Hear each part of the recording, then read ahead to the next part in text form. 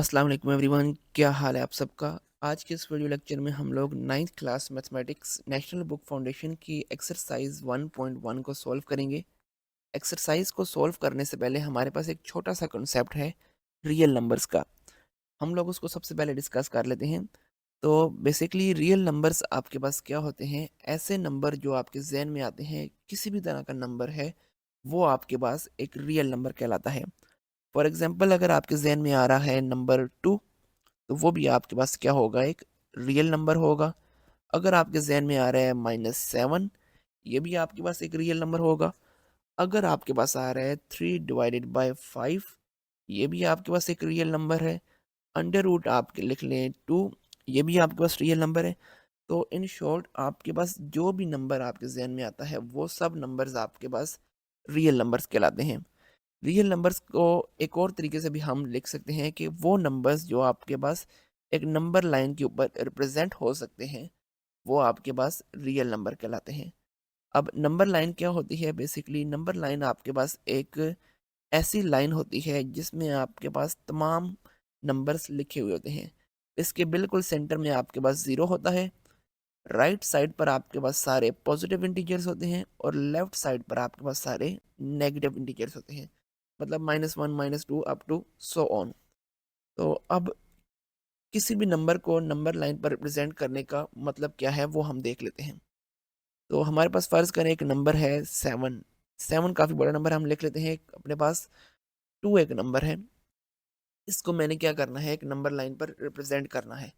तो हम क्या करेंगे, हम एक नंबर लाइन ड्रा कर लेंगे। मिड में आपके पास होगा 0, राइट साइड पर आपके पास सारे पॉजिटिव नंबर्स और लेफ्ट साइड पर आपके पास सारे नेगेटिव नंबर्स।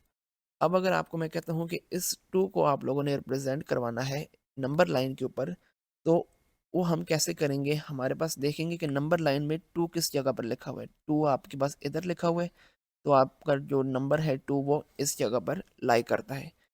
इसी तरीके से अगर -1 लिखा हुआ है, तो -1 आपका इस पॉइंट पर लाई करता है। अब ये तो बात होगी आपके पास होल नंबर्स की। अगर आपके पास आ जाता है कोई भी फ्रैक्शन, जैसे आपके पास लिखा हुआ है 2/5 या आपके पास लिखा हुआ है 1/3, तो इनको हमने एक नंबर लाइन के ऊपर कैसे रिप्रेजेंट करना है? अब मैं अगर एग्जांपल लूँ 1/3 की, तो हम इसको अगर डिवाइड करवाएं तो आपको पता होगा कि ये 0 से बड़ा आता है नंबर और 1 से आपके पास छोटा आता है। तो ये 1/3 आपके पास 0 और 1 के दरमियान किसी जगह पर लाई कर रहा होगा। तो एक सिंपल सा मेथड ये है कि आपने किसी भी फ्रैक्शन को जब एक नंबर लाइन पर रिप्रेजेंट करना होता है, तो आप लोग देखते हैं कि उसके डिनोमिनेटर में क्या लिखा हुआ है। उसके डिनोमिनेटर में आपके पास 3 है, तो हम क्या करेंगे, हमें पता है 0 और 1 के दरमियान में ये नंबर आएगा। डिनोमिनेटर में आपके पास 3 लिखा हुआ है, तो हम 0 और 1 के 3 इक्वल पार्ट्स बना लेंगे। इक्वल पार्ट्स बनाने के बाद हमने देखना है कि न्यूमरेटर में आपके पास क्या लिखा हुआ है। ऊपर आपके पास 1 है, तो हम काउंट करेंगे 0 से 1 तक। ये जो पहली लाइन है हमारे पास, इस पहली लाइन को काउंट करेंगे तो हमारा जो नंबर है 1/3 वो इस पॉइंट पर लाई कर रहा होगा। आगे हम अभी एग्जांपल एक्सरसाइज करेंगे तो आपको अच्छे तरीके से ये क्लियर हो जाएगा। क्वेश्चन नंबर 1 है आपके पास एक्सरसाइज 1.1 का कि represent each number on number line. आपके पास नीचे जितने भी नंबर्स दिए हुए हैं, आपने उन सबको नंबर लाइन के ऊपर रिप्रेजेंट करना है।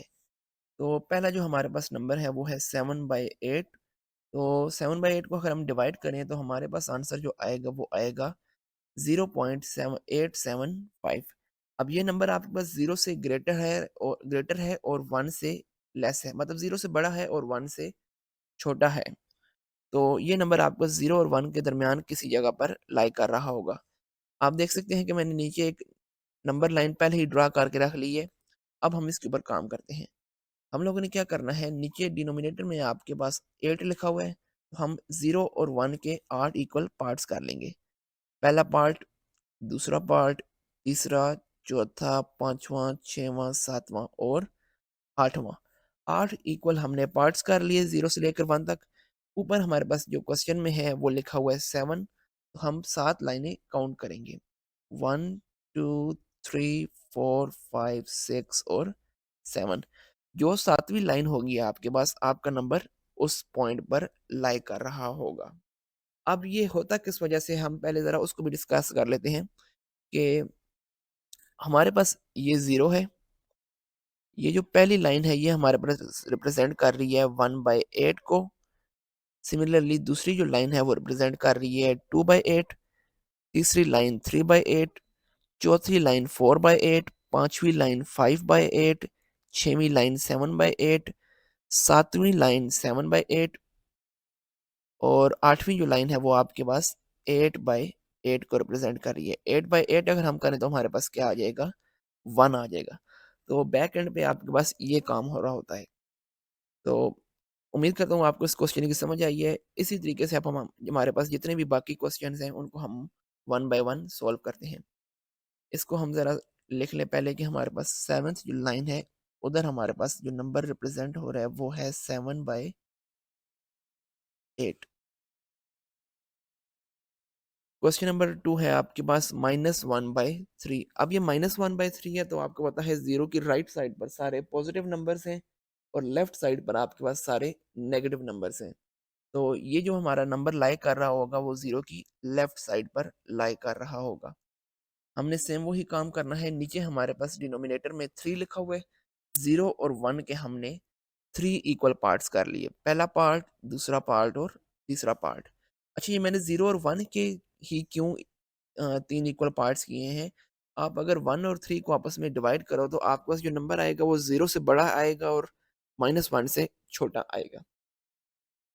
अब ऊपर 1 लिखा हुआ है तो हम 0 से लेफ्ट साइड पर काउंट करेंगे तो हमारे पास जो पहली लाइन होगी, हमारा नंबर -1/3 उस जगह पर लाई कर रहा होगा। -1/3।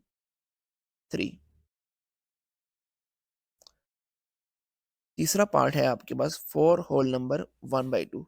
इसको हम अगर अगर हम फ्रैक्शन में लिखें तो हमारे पास जो नंबर आएगा वो आएगा 9/2 और ये आपके पास आ जाता है इक्वल 4.5 के।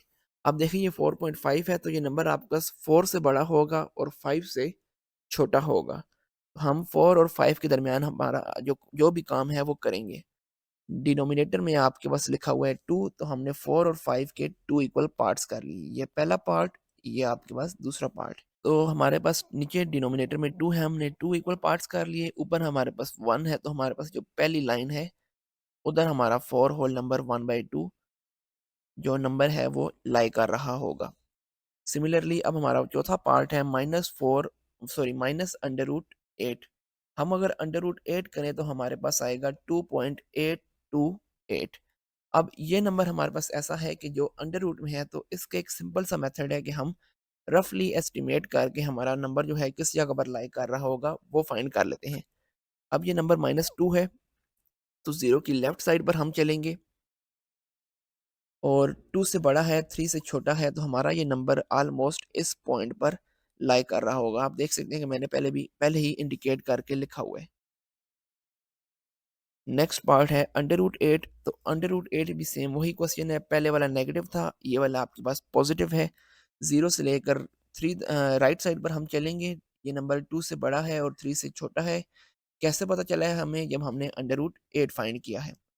और ये सेम उसी मेथड से होगा, हमारे पास जो नंबर है रफली एस्टिमेट हम करेंगे हमारा इस पॉइंट पर लाई कर रहा है।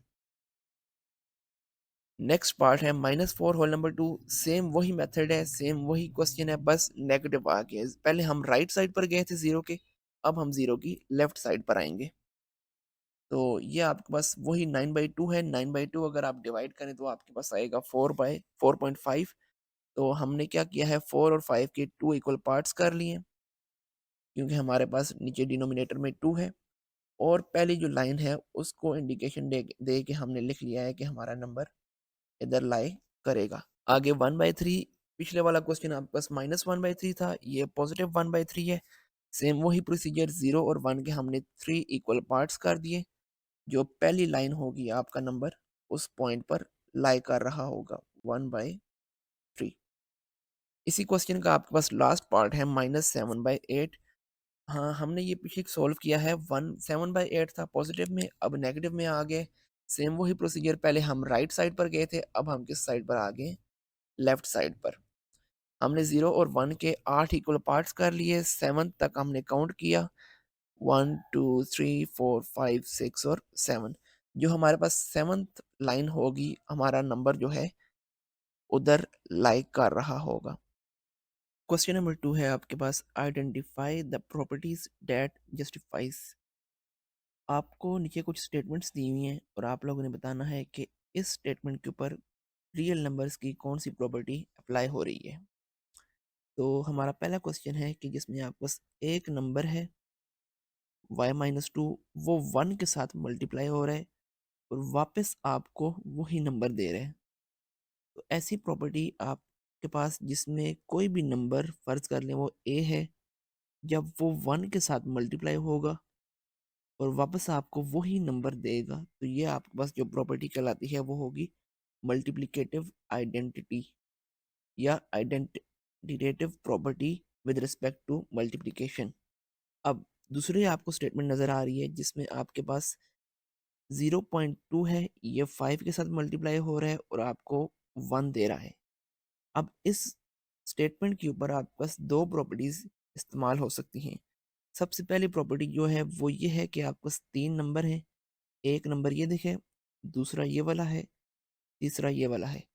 दो नंबर्स आपके पास मल्टीप्लाई हो रहे हैं और आपको वो आपस में तीसरा नंबर दे रहे हैं। फॉर एग्जांपल आपके पास एक नंबर ए है, ये मल्टीप्लाई हो रहा है आपके पास बी के साथ और आपको सी एक तीसरा नंबर दे रहा है।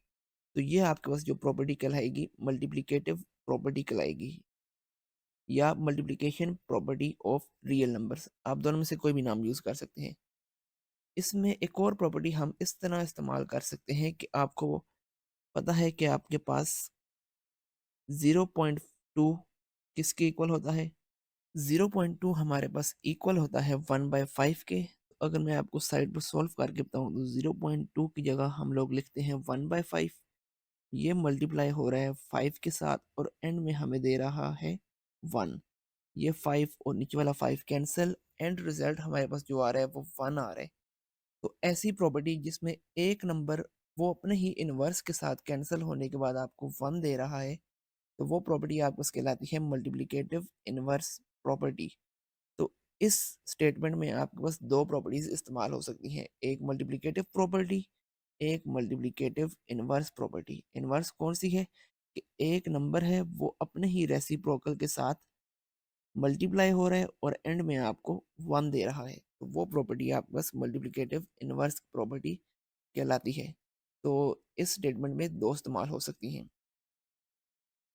तीसरी आपके पास है कि आपके पास एक नंबर है, वो किसी दूसरे नंबर के साथ प्लस हो रहा है और इक्वल की राइट साइड पर वही दो नंबर प्लस हो रहे हैं, लेकिन उनकी जगह जो है आपस में वो स्विच है।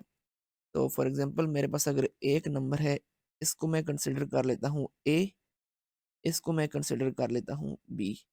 ए प्लस बी कर रहा हूँ और राइट साइड पे मेरे पास बी प्लस ए हो रहा है।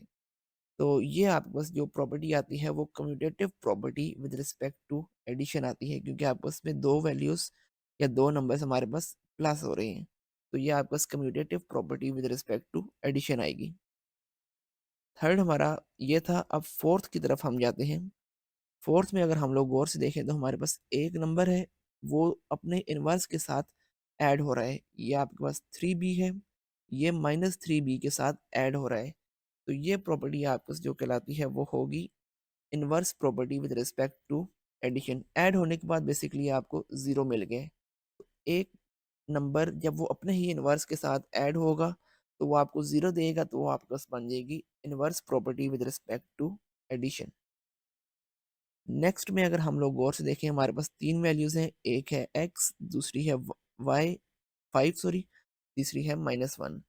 लेफ्ट साइड पर ये आपस में इस तरतीब से प्लस माइनस हो रहे हैं और राइट साइड में आपके पास थोड़ी सी चेंजिंग हुई है, लेकिन चीज वही बन रही है। जैसे आप देख सकते हैं कि हमारे पास जो लेफ्ट में था x पहले था, राइट में भी हमारे पास x पहले है, लेकिन लेफ्ट में हमारे पास x+5 जो है वो दोनों आपस में ऐड हो रहे हैं, राइट में हमारे पास 5-1 दोनों में सब्ट्रैक्ट हो रहे हैं एक दूसरे के साथ। तो इस तरह की प्रॉपर्टी को हम कहते हैं एसोसिएटिव प्रॉपर्टी। अगर मैं सिंपल अल्फाज में आपको इस तरीके से बता सकूं तो a+b-c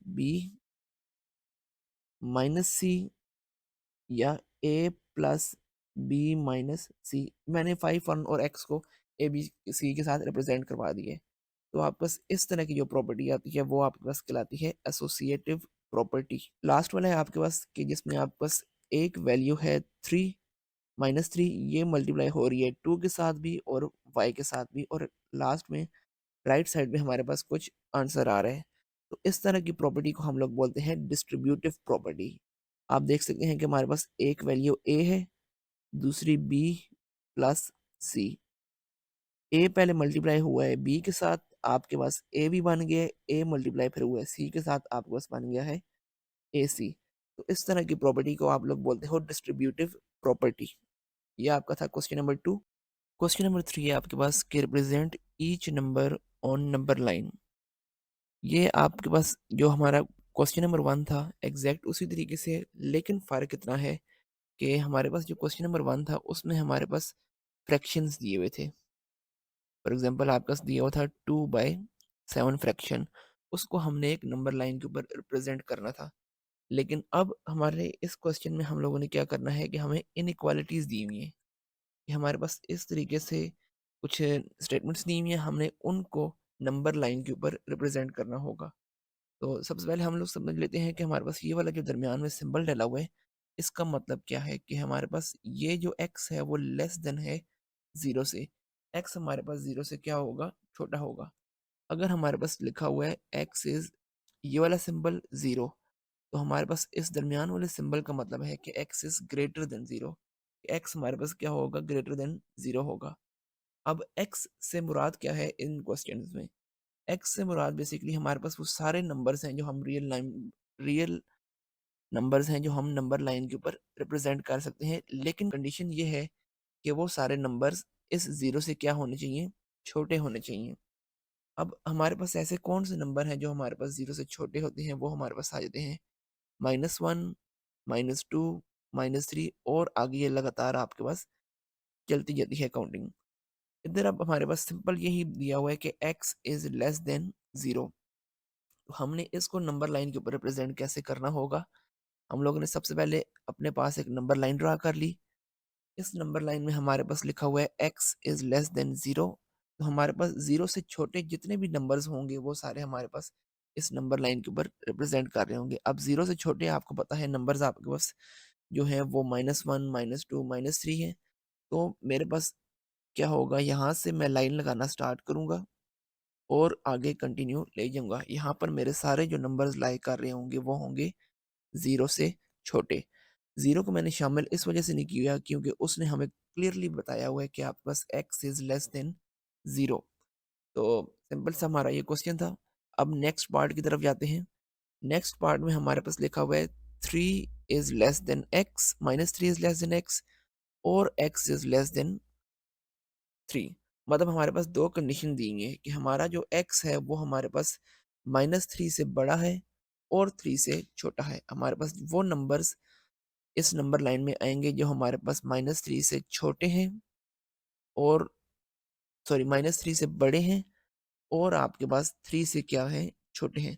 -3 से बड़े नंबर हमारे पास कौन से आ जाते हैं, -2, -1, 0 और 1, 2। 3 तक हमने लेकर जाना है, तो हमारे पास ये जो नंबर्स हैं सारे हमारे इस नंबर लाइन के ऊपर रिप्रेजेंट होंगे। नीचे हमने एक नंबर लाइन बनाई हुई है, हमने -2 से स्टार्ट करना है, इसको हमने ले जाना है आगे 2 तक। तो हमारा जो ऊपर कंडीशन दी हुई है -3 is less than x and x is less than 3। तो हमारे पास ये सारे नंबर्स इन नंबर लाइन के ऊपर रिप्रेजेंट करेंगे जो मैंने रेड पेन से हाईलाइट की हुई है। अगला जो हमारा क्वेश्चन है x इज ग्रेटर देन। अब देख सकते हैं कि आप लोग ग्रेटर देन के नीचे एक लाइन डली हुई है, इसका मतलब है हमारे पास कि x इज ग्रेटर देन और इक्वल टू -8। अब हमारे पास वो सारे नंबर्स इस नंबर लाइन के ऊपर आएंगे जो हमारे पास -8 से बड़े हैं। तो -8 से हमारे पास बड़े नंबर्स जो हैं वो स्टार्ट होते हैं -7, -6, -5, -4, -3, अप टू सो ऑन चलते जाते हैं। अब नीचे इक्वल टू डला हुआ है, तो इसका मतलब है कि हमारे पास -8 भी क्या होगा, इंक्लूड होगा, और ये हमारे पास सारी जो लाइन है आगे चलती जाएगी। तो हमारे पास x इज ग्रेटर देन -8, वो सारे नंबर्स हमारे पास इस नंबर लाइन के ऊपर रिप्रेजेंट होंगे। अगला हमारा जो पार्ट है वो है x इज ग्रेटर देन 0, कि आपके पास वो सारे नंबर्स हमने नंबर लाइन के ऊपर रिप्रेजेंट करने हैं जो x सॉरी जो क्या होंगे 0 से बड़े होंगे। तो 0 से बड़े जो आपके पास नंबर है वो आपको पता है 1 है, 2 है, 3 है, 4 है, अप टू सो ऑन आगे चलते जाएंगे। हम इधर लिख लेते हैं x इज ग्रेटर देन 0। ये हमारा था क्वेश्चन नंबर 4। अब हम 5 को देखते हैं। फिफ्थ पार्ट है आपके पास x इज लेस देन -3। अब नेगेटिव नंबर्स का आपको आइडिया होना चाहिए कि आप बस जैसे नेगेटिव नंबर्स में आप जैसे-जैसे आगे बढ़ते रहते हैं, वो नंबर आपके पास उतना ही छोटा होता जाता है। जैसे-जैसे आप 0 के करीब आएँगे, उतना-उतना नंबर आपके पास वो बड़ा होता जाएगा। तो अब वो हमें कह रहा है कि x इज़ लेस देन -3। तो -3 से आपके पास जितने भी बड़े नंबर छोटे नंबर हैं, वो हमारे पास किधर आएँगे? वो हमारे पास आएँगे इस नंबर लाइन के ऊपर। -3 से आपके पास बड़े नंबर्स जो हैं वो हम आगे ऑनवर्ड जाते रहें, तो हमारे पास जितने भी नंबर्स आएँगे वो सारे छोटे नंबर आएँगे। x is less than -3। Last part है आपके पास इस क्वेश्चन का। -4 इज़ लेस देन x और x इज़ लेस देन और इक्वल टू 4। अब 2 कंडीशंस दी हुई है, सेम हम वही प्रोसीजर करेंगे कि आपके पास -4 जो है वो लेस देन है x से, और सेम वही x आपके पास लेस देन है और इक्वल टू 4 के। अब हमने -4 से जितने भी जो बड़े नंबर हैं वो हमारे पास किधर आ जाएँगे, x में -4 से हमारे पास जो बड़ा नंबर है वो -3 है, -2, -1, 0 और x इज़ लेस देन और इक्वल टू 4। x आपको बस किधर तक चलता जाएगा, लेस देन और इक्वल टू 4, मतलब 4 तक आप लोगों ने इसको लेकर जाना है। तो हम अपने पास इधर लिख लेते हैं -4 less than x less than और इक्वल टू 4। ये आपका लास्ट पार्ट था। एक्सरसाइज 1.1 का आपका लास्ट क्वेश्चन है, identify the properties of equality and inequality of real numbers that justifies the statement.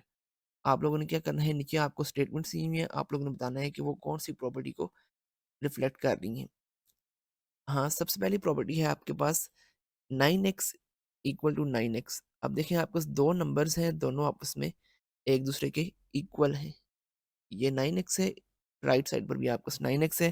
तो इस तरह की प्रॉपर्टी को आप लोग बोलते हैं रिफ्लेक्सिव प्रॉपर्टी। जब आपके पास दो हाँ नंबर्स होते हैं वो दोनों एक दूसरे के इक्वल होते हैं तो वो रिफ्लेक्सिव प्रॉपर्टी है। अब अगली प्रॉपर्टी को डिस्कस करने से पहले मैं आपको एक साइड पर छोटी सी चीज बताना चाहता हूँ कि अगर आप फर्ज करें आपके पास एक नंबर है a, वो इक्वल है किसी दूसरे नंबर b के। सिमिलरली b आपके पास इक्वल है किसी तीसरे नंबर के c। अब अगर मैं देखना चाहूँ कि मेरे पास ए और सी का रिलेशन क्या होगा, तो वो दोनों भी आपस में इक्वल होंगे।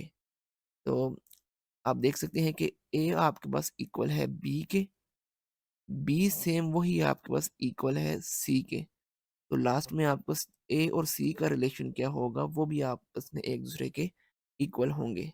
अब एक नंबर से अगर हम लोग समझना चाहें तो वो इस तरीके से कर सकते हैं कि आप फर्ज कर लें आपके पास एक नंबर है ए 1+1, बी आपके पास है एक नंबर 4-2, सी सिमिलरली आपके पास एक नंबर है 6-4। अब ए और बी आपस में आपके पास एक दूसरे के इक्वल हैं। ए आपके पास 2 बनता है, बी भी आपके पास 2 बनता है। सिमिलरली बी और सी आपस में एक दूसरे के इक्वल हैं। बी आपके पास 2 बन रहा है, सी भी आपके पास 6-4 करें तो 2 बनेगा। इसी तरीके से ए और सी भी आपस में इक्वल हैं क्योंकि दोनों आपस में एक दूसरे के हाँ, दोनों आपके पास 2 बना रहे हैं। ये एक सिंपल सी एग्ज़ाम्पल थी। अब हम आते हैं अपनी जो दूसरा क्वेश्चन है उसके ऊपर। आपको कह रहा है कि आपके पास एक एक्सप्रेशन दी हुई है x+2 वो इक्वल है y के। सिमिलरली y इक्वल है आपके पास 2x-3 के। तो आप कह सकते हो कि आपके पास x+2 और 2x-3 आपस में इक्वल हैं। इसको हम इस तरीके से रिफ्लेक्ट कर लेते हैं कि इसको हम कह लेते हैं a, ये b, बी, सी, आगे ए और सी। तो ये देखिए अभी आपको मैंने जैसे एक्सप्लेन किया था ए और बी आपस में इक्वल हैं, बी और सी आपस में इक्वल है तो ए और सी भी आपस में क्या होंगे, एक दूसरे के इक्वल होंगे। इस तरह की प्रॉपर्टी को हम लोग बोलते हैं ट्रांजिटिव प्रॉपर्टी। नेक्स्ट हमारा पार्ट है 2x plus y 3 equals to y और y is equal to 2x plus 3। इसको भी हम इस तरीके से समझ लेते हैं कि हमारे पास 2 नंबर्स हैं, एक है ए, दूसरा है बी। ए और बी अगर मेरे पास इक्वल हैं, तो बी और ए भी मेरे पास आपस में क्या होंगे? इक्वल होंगे। इसके लिए भी हम एग्ज़ाम्पल ले सकते हैं कि हमारे पास ए है 1 + 1, बी है हमारे पास 4 - 2। 1 + 1 करें आपके पास 2 आएगा, 4 - 2 करें आपके पास 2 आएगा। ए बी के इक्वल भी है, बी आपके पास ए के इक्वल भी है, क्योंकि आपके पास दोनों का आंसर क्या आ रहा है? 2 ही आ रहा है। तो इस तरह की प्रॉपर्टी को हम लोग बोलते हैं सिमेट्रिक प्रॉपर्टी। अब हमारा जो पार्ट है, इसको मैं अगर फ़र्ज़ करें ए कहता हूँ, इसको मैं बी, सिमिलरली बी और ए। ए आपके पास बी के इक्वल है, बी आपके पास ए के इक्वल है, तो आपके पास ये कौन-सी प्रॉपर्टी होगी? Symmetric property. नेक्स्ट है आपके पास कि 3 इज़ लेस देन 4, जो कि आपको पता है कि आपके पास 3 जो नंबर है वो 4 से छोटा है। लेकिन अगर आगे हम देखें कि आपके पास कह रहा है -3 इज़ ग्रेटर देन -4, आपको ये भी पता है कि आप माइनस में जितने आगे जाएँगे आपके पास वो नंबर उतना ही छोटा होता जाएगा, और जितना नंबर आपको 0 के करीब होगा वो नंबर उतना ही बड़ा होगा। अब इस प्रॉपर्टी में हमारे पास क्या हुआ है कि हमारे पास देखें, इधर लेस देन का साइन है, इधर हमारे पास ग्रेटर देन का साइन है। ये हमारे पास कब होता है? जब हम किसी इनइक्वालिटी को किसी नेगेटिव नंबर के साथ मल्टीप्लाई करवाते हैं। अब इस केस में हमने मल्टीप्लाई करवाया है -1 के साथ, तो हमारे पास ये साइन क्या हो गया है? चेंज हो गया है। तो ये हमने सिंपल मल्टीप्लाई कराया है, तो हमारे पास ये प्रॉपर्टी कौन-सी होगी? Multiplicative property. फिफ्थ पार्ट है आपके पास, सेम वही चीज़ है, इसको हम अगर कह लें हमारे पास ये ए है, ये हमारे पास बी है, सिमिलरली ये बी, ये सी, आगे ये हमारे पास ए और ये सी। आप देख सकते हैं कि ए और बी आपस में इक्वल हैं, बी और सी आपस में इक्वल हैं, तो ए और सी आपस में क्या होंगे? इक्वल होंगे। ये आपके पास कौन-सी प्रॉपर्टी आ गई है? ट्रांज़िटिव प्रॉपर्टी, जो अभी हमने थोड़ी देर पहले डिस्कस की थी। नेक्स्ट पार्ट है आपके पास x + 4 is greater than y + 4। अगर ऐसा हो तो हमारे पास x और ग्रेटर देन किससे होगा? y से। इसमें सिंपल आप देख सकते हैं कि हमारे पास 4 था, इधर से भी कैंसल हुआ है, इधर से भी कैंसल हुआ है, तो हमारे पास x इज़ ग्रेटर देन क्या बच गया? y। सिंपल हमने कैंसल किया है, तो हमारे पास ये कौन-सी प्रॉपर्टी होगी? कैंसलेशन की। दोनों में आपके पास एडिशन का साइन है, तो हमारे पास ये विद रिस्पेक्ट टू एडिशन होगी। हाँ, लास्ट पार्ट है आपका 2 इज़ लेस देन 5। अगर आपके पास एक नंबर है 2, वो 5 से छोटा है, सिमिलरली 5 आपके पास छोटा है 9 से, तो हमारे पास 2 और 9 का रिलेशन क्या होगा? ये भी हमारे पास 2 छोटा होगा 9 से। सेम वही चीज़ है आपके पास, A is less than B, B is less than C, तो A भी आपका C से क्या होगा? छोटा होगा। सेम वही 3 टर्म्स हैं, तो हमारे पास ये कौन-सी प्रॉपर्टी आ गई है? ट्रांज़िटिव प्रॉपर्टी। ये थी हमारी एक्सरसाइज 1.1 नेशनल बुक फाउंडेशन की। उम्मीद करता हूँ आपको समझ आ गई होगी। अगर आपका कोई भी क्वेश्चन है तो आप हमें कमेंट बॉक्स में पूछ सकते हैं।